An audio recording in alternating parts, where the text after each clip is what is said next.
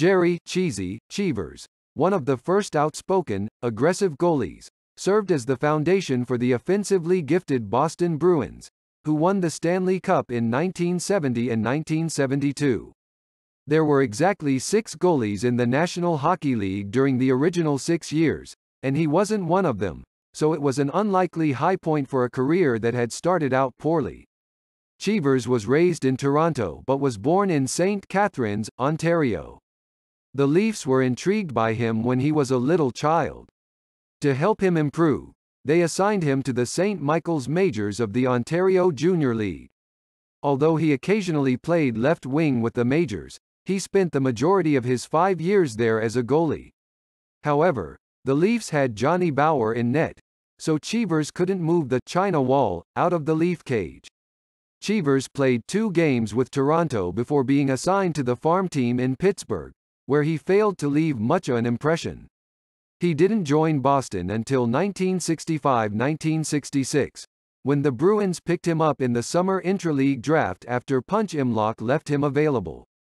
By 1968, he had become Boston's top player and the team's savior, joining the matchless Bobby Orr, Phil Esposito, and other legendary scorers. Cheevers was frequently left to his own devices to stop goals while all the others were in the offensive zone and putting the ball in the goal.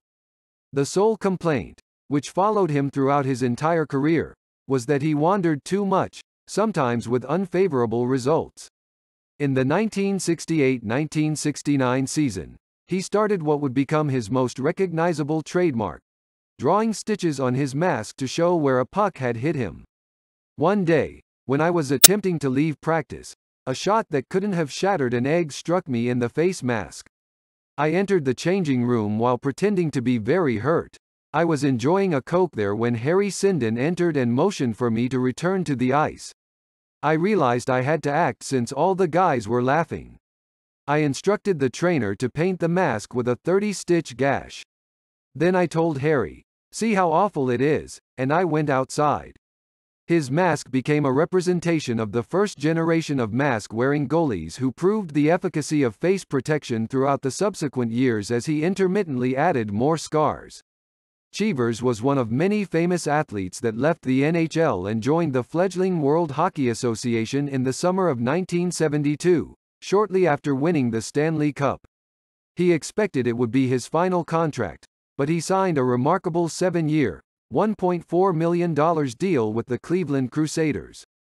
But after less than 4 years, he requested to be bought out and spent the majority of the following 4 seasons playing for the Bruins and in the NHL. Cheevers' dedication to the club contributed to his reputation as the best playoff goalie of all time. As long as his Bruins scored another goal, he didn't care how many goals he allowed. Trophies and shutouts were meaningless. Only the Stanley Cup was significant. His 53-34 career postseason record is one of the league's greatest ratios.